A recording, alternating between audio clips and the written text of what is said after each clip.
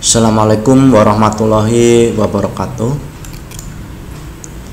Perkenalkan, nama Subroto Wahyu Utomo, kelas 1E, dengan nomor NIREN, nomor mahasiswa 0301210368, mahasiswa RPL 1 Politeknik Pembangunan Pertanian Yogyakarta, Magelang, tahun 2022. Pada kesempatan ini saya akan mempresentasikan praktikum teknologi penanganan dan pengolahan hasil pertanian, yaitu pembuatan selai nanas yang melatar belakangi bahwa buah nanas banyak dibudidayakan di Indonesia. Petani banyak yang menjual nanas dalam bentuk segar. Permasalahan akan timbul apabila terjadi panen raya, di mana buah nanas melimpah dengan harga yang sangat rendah. Nanas akan banyak mengalami kebusukan karena umur simpan nanas yang pendek. Hal tersebut akan merugikan petani. Oleh karena itu perlu adanya pengolahan buah nanas menjadi olahan lain dan dapat dinikmati di luar musim.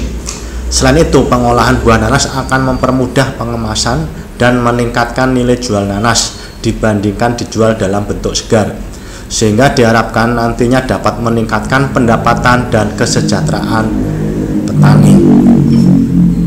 Kemudian sesuai hasil pustaka dari Raharjo 2009-2008 bahwa buah nanas cukup lengkap kandungan vitaminnya. Kandungan vitamin terbanyak yaitu vitamin C. Di samping itu juga mengandung vitamin A, B1, B2, dan niacin.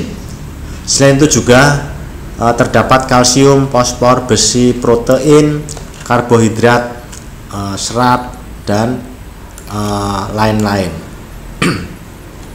Kemudian salah satu pengolahan buah nanas adalah selai, di mana selai merupakan produk makanan semi basah yang dapat dioleskan, yang dibuat dari pengolahan buah-buahan dengan gula, dengan atau tanpa penambahan pangan lain dan bahan tambahan pangan yang diizinkan, BSN 2008. Kemudian buah nanas mempunyai umur simpan yang terbatas, sehingga dapat menjadi busuk jika sudah melewati umur simpan tersebut.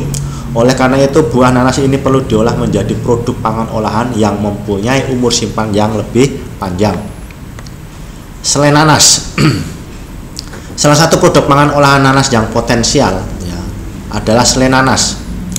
Pengolahan buah nanas menjadi produk selai nanas juga akan meningkatkan nilai jual buah nanas itu sendiri. Dampak positifnya dari pengolahan buah nanas menjadi selai nanas adalah terciptanya lapangan pekerjaan yang akan menyerap tenaga kerja.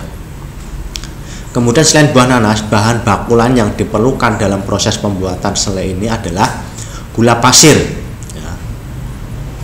di mana gula pasir ini adalah untuk meningkatkan kadar gula dan padatan pure buah nanas dan kemasan untuk mewadai produk selai yang telah diperoleh atau dihasilkan.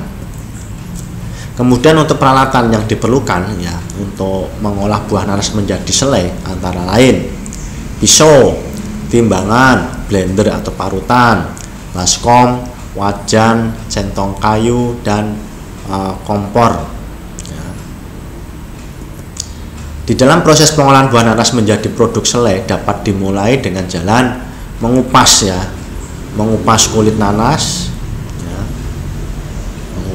nanas, kemudian dipisahkan dari dagingnya ini dan dipotong-potong menjadi ukuran dadu. Kemudian potongan dadu buah nanas tersebut ditimbang, misalkan 1 kilo, dan digiling atau dihaluskan dengan blender. Kemudian pura buah nanas dimasukkan ke dalam wajan untuk dilakukan pemanasan.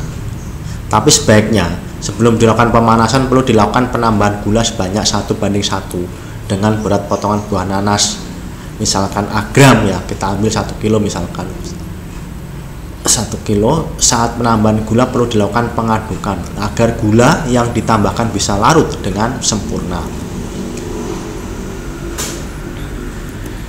Selanjutnya dilakukan pemanasan dengan api sedang dan sambil dilakukan pengadukan agar pemanasan merata.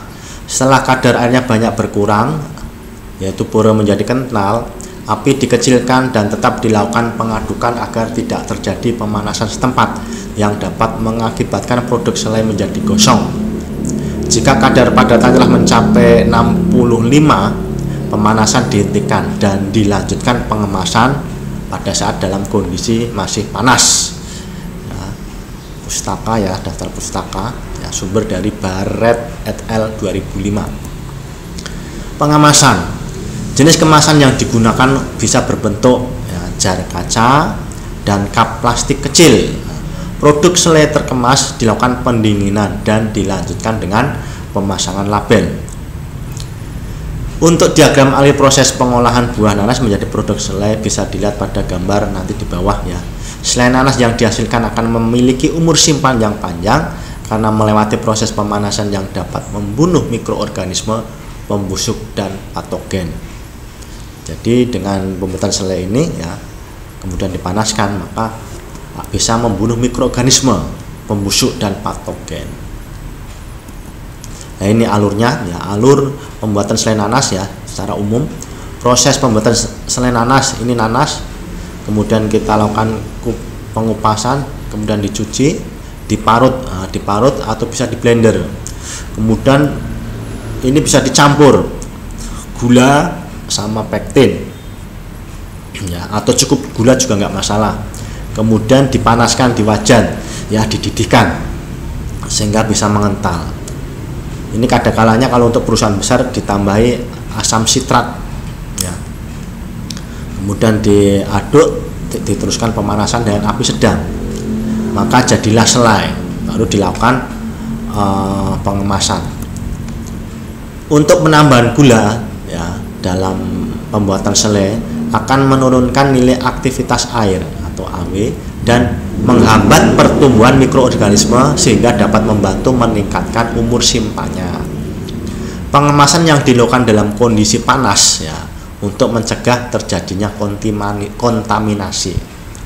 Untuk mendapatkan produk selai yang bermutu dan aman tentunya harus mengikuti panduan cara pembuatan produk pangan yang baik yang dikeluarkan oleh BPOM ya, Badan Pengawas Obat, Makanan dan Minuman. Ini daftar pustaka ya, hubungannya dengan pembuatan selai nanas.